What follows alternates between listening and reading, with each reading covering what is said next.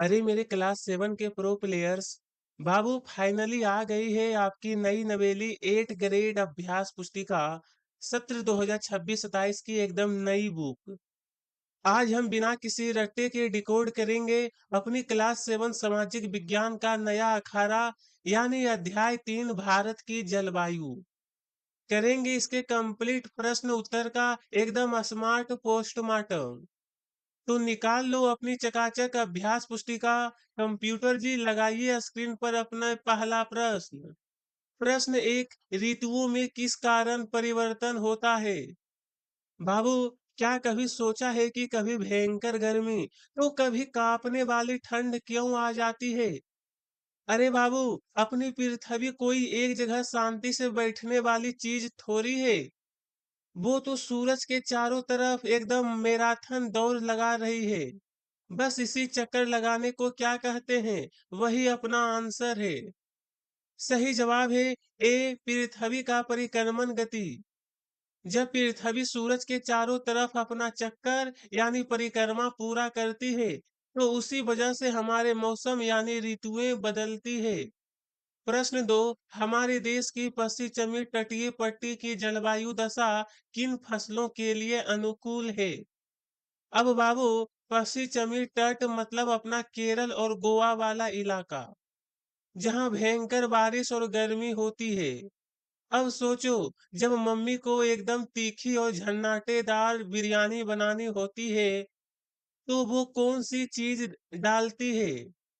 बस वही चीजें इस इलाके में सबसे ज्यादा उगती है। सही जवाब है बी, चावल व मसाले। पश्चिमी तट पर बारिश खूब होती है, इसलिए वहां चावल और दुनिया भर के बेहतरीन मसाले एकदम दबा के उगाए जाते हैं।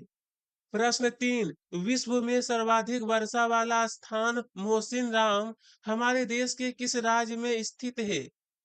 बाबू, सोचो एक ऐसी जगह जहां 24 घंटे छाता लेकर घूमना पड़े। पूरी दुनिया में सबसे ज्यादा बारिश अपने इंडिया के मोहसिन राम में होती है। पर ये है कहाँ? अरे भाई, इस राज्य का तो नाम ही बादलों का घर है। मेघ यानी बादल, यालय यानी घर। सही जवाब है सी, मेघालय। मोहसिन राम मेघालय राज्य में ही स्थित है, जहां दुनिया में सबसे ज्यादा बारिश होती है। बस मेघ यानी बादल याद रखना, कभी नहीं भूलोगे। प्रश्न चार, भारत में सामान्यतः ग्रीष्मकालीन मानसून की शुरुआत किस माह से होती है? अब बाबू, मई की भयंकर गर्मी के बाद जब नानी के घर से वापस आने और स्कूल खुलने का टाइम होता है, तभी तो अपना मानसून यानी बारिश एकदम से एंट्री मारता है ना। तो बताओ, वो कौन सा महीना होता है जब अपन नए रेनकोट पहनकर स्कूल जाते हैं? सही जवाब है बी, जून। भारत में मानसून की शुरुआत अमूमन जून के महीने में ही होती है। बस अपना गर्मियों की छुट्टी खत्म होने वाला लॉजिक लगाओ, एक नंबर पक्का। प्रश्न पांच, प्राकृतिक हरित गृह प्रवाह का क्या लाभ है? बाबू, कड़ाके की ठंड में जब हम मोटी सी रजाई ओढ़ते हैं, तो वो हमारी बॉडी को गर्मी को बाहर जाने से रोककर हमें एकदम गरम गरम फील कराती है ना।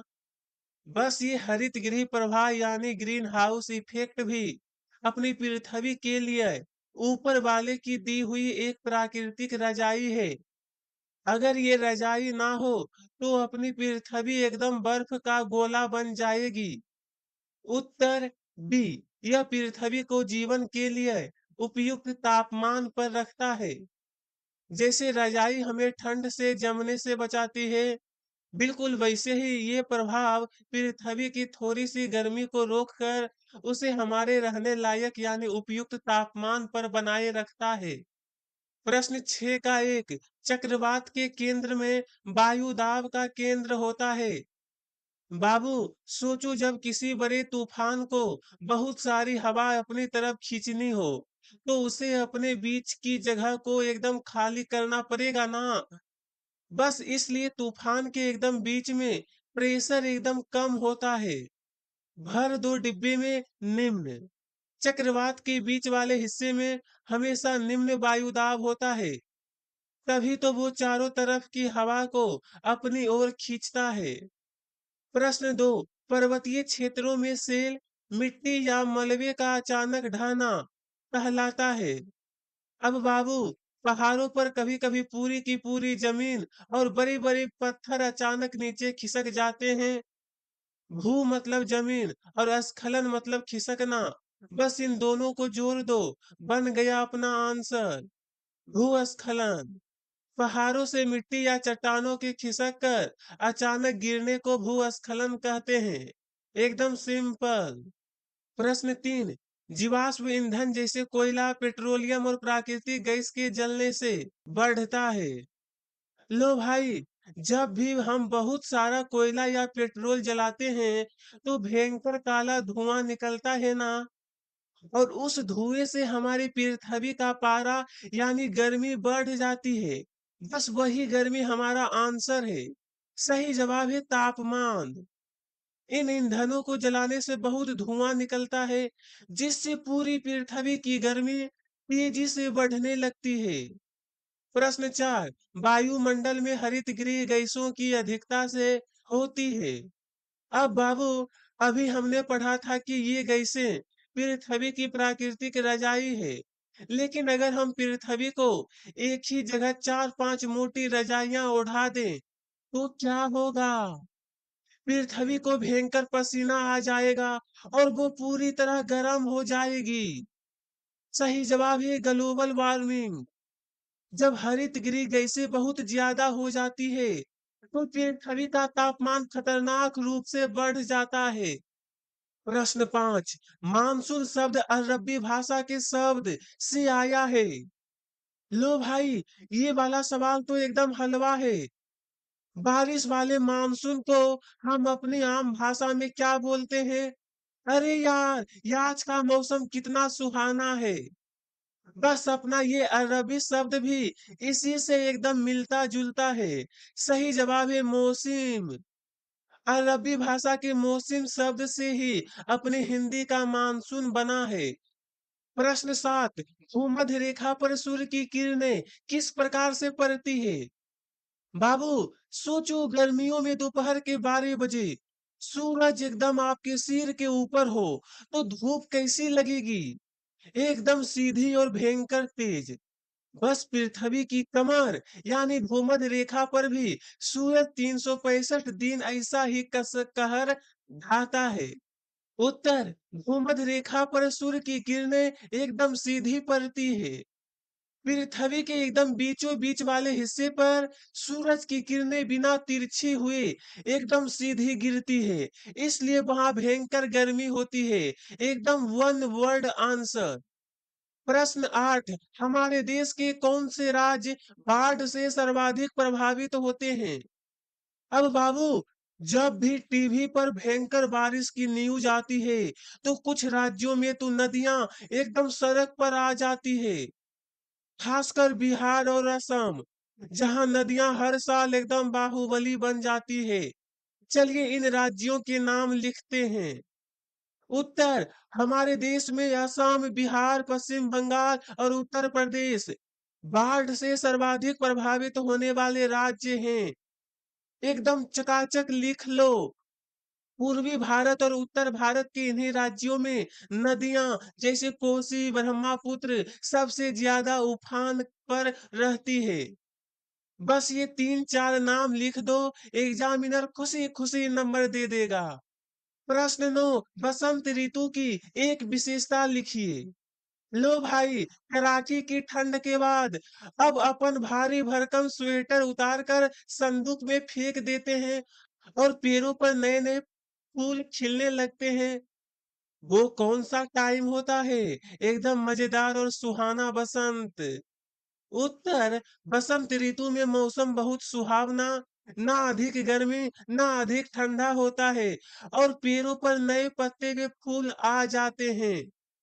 बस इतना याद रखना कि बसंत यानी एकदम परफेक्ट मौसम और चारों तरफ हरियाली की नई शुरुआत। फ्री का 1 नंबर पक्का। प्रश्न 10, चक्रवात की आंख किसे कहते हैं? बाबू, कभी चलती हुई वॉशिंग मशीन के अंदर झांक कर देखा है? पानी चारों तरफ गोल गोल भयंकर स्पीड से घूमता है, लेकिन एकदम बीच में खाली और शांत जगह होती है। बस एक भयंकर तूफान के एकदम बीच में भी ऐसी ही एक शांत जगह होती है, जिसे तूफान की आंख कहते हैं। उत्तर, चक्रवात यानी तूफान के केंद्र वाले चक एकदम शांत और निम्न वायुदाब वाले हिस्से को चक्रवात की आंख कहते हैं। तूफान बाहर से चाहे जितनी तबाही मचाए, पर उसके एकदम बीच वाले हिस्से में मौसम शांत होता है। बस यही सेंटर उसकी आंख है। एकदम वन लाइनर आंसर। प्रश्न 11, भारत के पश्चिम में स्थित थार मरुस्थल की जलवायु किस प्रकार की है? अब बाबू, सोचो आप किसी ऐसे कमरे में बैठे हो जहां भयंकर हीटर चल रहा हो और पीने को एक बूंद पानी ना हो। कैसा फील होगा? बस अपना थार मरुस्थल भी 365 दिन ऐसा ही रहता है। चलिए इस हीटर वाले मौसम का असली नाम लिखते हैं। उत्तर, थार मरुस्थल की जलवायु अत्यधिक गर्म और शुष्क यानी सूखी है। यहाँ दिन में भयंकर गर्मी पड़ती है और वर्षा बहुत कम होती है। एकदम चकाचक लिख लो। गर्म मतलब भयंकर धूप और शुष्क मतलब पानी का नामो निशान नहीं। बस ये दो जादुई शब्द लिखो, डिब्बा भी भरेगा और नंबर भी पूरे मिलेंगे। प्रश्न 12, मौसम और जलवायु में अंतर स्पष्ट कीजिए। बाबू, जैसा अपना मूड होता है ना, जो हर घंटे बदलता रहता है, कभी खुशी कभी गुस्सा, लेकिन अपना असली नेचर यानी स्वभाव हमेशा एक जैसा रहता है। बस मौसम अपना मूड है और जलवायु अपना नेचर। चलिए इसे आमने सामने लिखते हैं ताकि जगह बचे। उत्तर, मौसम, जलवायु। पहला, यह किसी स्थान की दिन प्रतिदिन की वायुमंडलीय दशा है। यह किसी स्थान के लंबे समय के मौसम का औसत है। दूसरा, यह बहुत जल्दी बदल जाता है, जैसे सुबह धूप शाम को बारिश। यह जल्दी नहीं बदलती, सालों सालों एक जैसी रहती है। छाप लो अपनी अभ्यास पुस्तिका में। बस इतना याद रखना कि जो रोज-रोज बदले वो मौसम और जो लंबे समय तक टिका रहे वो जलवायु। ऐसे आमने-सामने पॉइंट में लिखोगे तो एग्जामिनर खुश होकर पूरे नंबर देगा। प्रश्न 13, मानसून का हमारे देश के जनजीवन पर क्या प्रभाव पड़ता है? बाबू, सोचो अगर गर्मी में अपने घर की पानी की टंकी खाली हो जाए, तो कैसा हाहाकार मचता है। अपने देश के किसानों के लिए मानसून एकदम ऊपर वाले की भरी हुई पानी की टंकी है। चलिए इसके फायदे एकदम शॉर्ट पॉइंट में लिखते हैं। उत्तर, भारत की ज्यादातर खेती सिंचाई के लिए सीधे मानसून यानी बारिश पर ही निर्भर है। बारिश से कुएं और तालाब भरते हैं, जिससे पीने के पानी की समस्या दूर होती है। अच्छी बारिश से फसलें अच्छी होती है, जिससे किसानों की आमदनी बढ़ती है। एकदम चकाचक लिख लो। बस खेती, पानी और किसानों की आमदनी, ये 3 छोटे और कड़क पॉइंट लिख दो। आपका डिब्बा एकदम मक्खन की तरह भर जाएगा और पूरे नंबर भी मिलेंगे। प्रश्न 14, किसी स्थान की अक्षांशीय स्थिति वहां की जलवायु को कैसे प्रभावित करती है? बाबू, सर्दियों में जब हम आग तापते हैं, तो जो आग के एकदम पास बैठता है उसे भयंकर गर्मी लगती है और जो दूर बैठता है उसे कम ना। बस सूरज भी एक अलाव है और अक्षांश से तय करता है कि कौन सा देश सूरज की सीधी किरणें के कितने पास या दूर बैठा है। उत्तर, भूमध्य रेखा पर सूर्य की किरणें सीधी पड़ती है, इसलिए वहां साल भर भयंकर गर्मी होती है। जैसे जैसे हम भूमध्य रेखा से दूर ध्रुवों की ओर जाते हैं, सूर्य की किरणें तिरछी हो जाती है और तापमान कम होने लगता है। जो सूरज की सीधी किरणें यानी भूमध्य रेखा के पास है, वहाँ गर्मी, जो दूर है वहाँ कड़ाके की ठंड। बस ये आग के अलाव वाला लॉजिक याद रखना। आंसर आपके डिब्बे में एकदम चकाचक फिट हो जाएगा। प्रश्न 15, हमारे देश में मुख्यतः कौन-कौन सी ऋतुएँ होती है? लो भाई, ये सवाल तो एकदम नर्सरी क्लास वाला है। बाबू, पूरे साल में हम अपनी अलमारी से स्वेटर, सूती कपड़े और रेनकोट बदलते रहते हैं ना। बस अपने इन्हीं कपड़ों के हिसाब से हमारे देश की 4 मेन ऋतुएँ बनती है। चलिए खटाक से इनके नाम लिखते हैं। उत्तर, हमारे देश में मुख्य रूप से 4 ऋतुएँ होती है। पहला शीत ऋतु, दूसरा ग्रीष्म ऋतु, तीसरा वर्षा ऋतु, चौथा शरद ऋतु। एकदम चकाचक लिख लो। बस सर्दी, गर्मी, बारिश और शरद, ये 4 जादुई नाम लिख दो, बुक की जगह भी बचेगी और एग्जामिनर खुशी-खुशी पूरे नंबर देगा। प्रश्न 16, दावानल, जंगल की आग के क्या दुष्प्रभाव होते हैं? बाबू, सोचो जंगल के उन बेचारे बेजुबान जानवर का क्या हाल होता होगा जब उनका घर अचानक धू धू करके जलने लगता है। जंगल की आग किसी विलेन से कम नहीं। चलिए इसके 3 सबसे खतरनाक नतीजे लिखते हैं। उत्तर, दावानल यानी जंगल की आग के मुख्य दुष्प्रभाव। पहला, बेजुबान वन्य जीवों और पक्षियों की जान चली जाती है। दूसरा, पेड़ों और वनस्पतियों का भारी नुकसान होता है। तीसरा, हवा में धुआं फैलने से भयंकर प्रदूषण होता है। बस अपना जंगल का विलेन वाला लॉजिक याद रखना। जानवर मरते हैं, धुआं फैलता है और पेड़ जलते हैं। इतना लिख दो, एग्जामिनर एकदम खुश हो जाएगा। प्रश्न 17, जलवायु को प्रभावित करने वाले कारकों का वर्णन कीजिए। लो भाई, अब पूछ रहा है कि ये जलवायु आखिर बदलती कैसे? बाबू, इसे एक मौसम का मैनेजर समझो, जो 3-4 चीजों को मैनेज करके पूरा मौसम सेट करता है। चलिए इन मैनेजरों के नाम लिखते हैं। उत्तर, जलवायु को प्रभावित करने वाले मुख्य कारक। पहला, अक्षांश, भूमध्य रेखा के पास गर्मी और ध्रुव पर ठंड।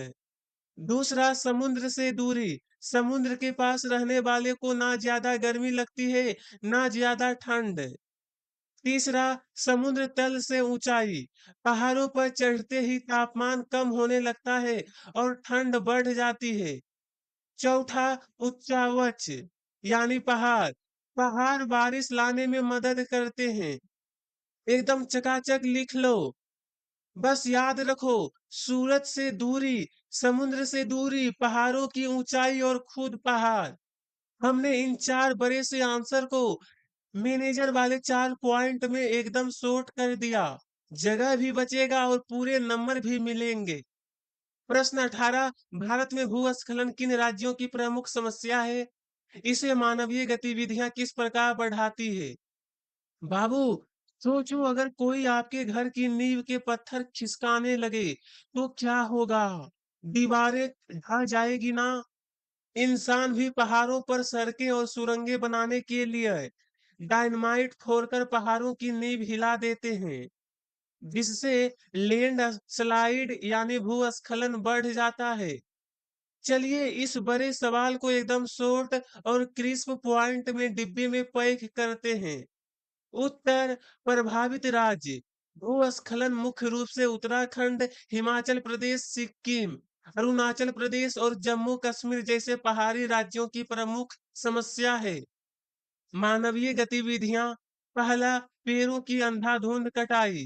पेड़ मिट्टी को कसकर पकड़े रहते हैं, कटाई से मिट्टी ढीली हो जाती है। दूसरा, अवैध निर्माण व खनन।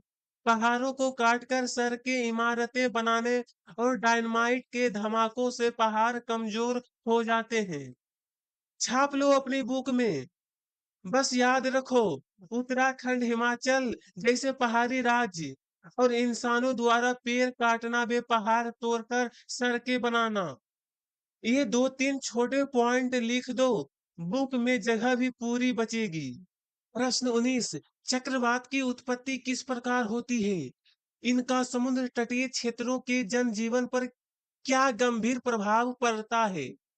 बाबू, कभी पानी में भरी बाल्टी में हाथ डालकर तेजी से गोल गोल घुमाया है? जैसे बाल्टी में पानी का भंवर बन जाता है, वैसे ही समुद्र के गर्म पानी पर हवा का एक भयंकर गोल गोल भवंडर बनता है। चलिए देखते हैं कि ये चक्रवात कैसे पैदा होता है और तटीय इलाकों में क्या आफत लाता है। उत्तर, चक्रवात की उत्पत्ति समुद्र के ऊपर की गर्म हवा हल्की होकर तेजी से ऊपर उठती है, जिससे वहां निम्न वायुदाब का क्षेत्र बन जाता है। इस खाली जगह को भरने के लिए चारों ओर से ठंडी हवाएं तेजी से गोल गोल घूमते हुए आती है, जिससे चक्रवात बनता है। जनजीवन पर प्रभाव। पहला, धन जन की हानि। तेज हवाएं और बारिश से घर, पेड़ और बिजली के खंभे गिर जाते हैं। दूसरा, बाढ़ और तबाही। समुद्र की ऊंची लहरें तटीय इलाकों में घुसकर भयंकर बाढ़ और तबाही लाती है। बस याद रखो, गर्म हवा ऊपर उठी और ठंडी हवा गोल गोल घूमकर आई और चक्रवात बन गया। और तटीय इलाकों में तेज हवा और समुद्र का पानी घुसने से भारी तबाही मचती है। ये 2-3 छोटे पॉइंट लिख दो, पूरे नंबर पक्के। प्रश्न 20, जलवायु परिवर्तन की प्रक्रिया का वर्णन कीजिए।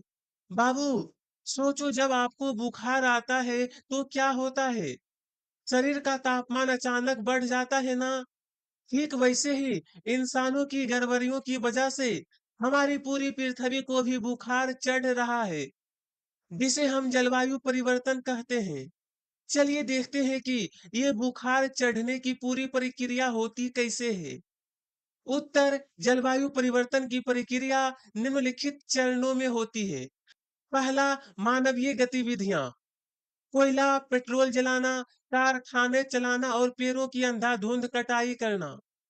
दूसरा, ग्रीन हाउस गैसों की वृद्धि। इन गतिविधियों से वायुमंडल में कार्बन डाइऑक्साइड जैसी ग्रीन हाउस गैसों की मात्रा बहुत बढ़ जाती है। तीसरा, ग्लोबल वार्मिंग। ये गैसें सूर्य की गर्मी को सोखकर पृथ्वी के तापमान को बढ़ा देती है, जिससे मौसम में अनिश्चित बदलाव और जलवायु परिवर्तन होता है। एकदम चकाचक लिख लो। बस याद रखो, धुएं और पेड़ कटाई से गैस बढ़ी है। गैसों ने गर्मी रोकी और अपनी पृथ्वी को ग्लोबल वार्मिंग का बुखार चढ़ गया। ये 3 आसान स्टेप्स अपनी बुक में लिख दो, जगह भी पूरी बचेगी और नंबर भी पूरे मिलेंगे। प्रश्न 21, भारत के विभिन्न जलवायु क्षेत्रों के आधार पर निम्न तालिका को पूरा कीजिए। अब अभ्यास पुस्तिका की इस टेबल को एकदम शॉर्ट और चकाचक तरीके से भरते हैं, ताकि आपकी बुक का डिब्बा भी भरे और लिखने में भी कोई तकलीफ ना हो। चलिए खटाक से 2-2 शब्द में इसे पैक करते हैं। उत्तर, अल्पाइन जलवायु।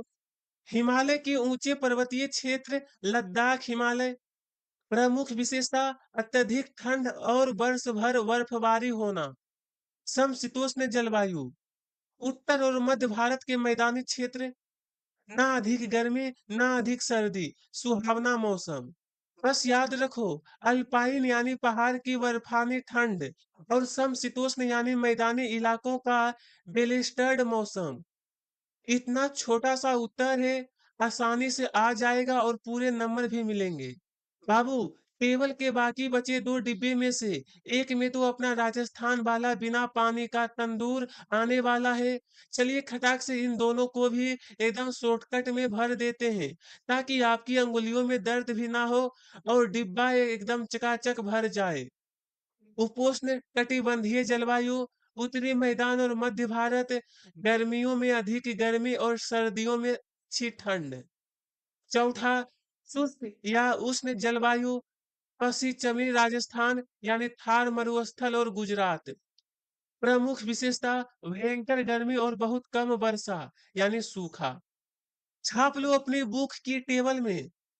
बस याद रखो, उपोष्ण का मतलब अपने यूपी एमपी वाली कड़क गर्मी और सर्दी, और शुष्क का मतलब राजस्थान वाली भयंकर गर्मी और सूखा।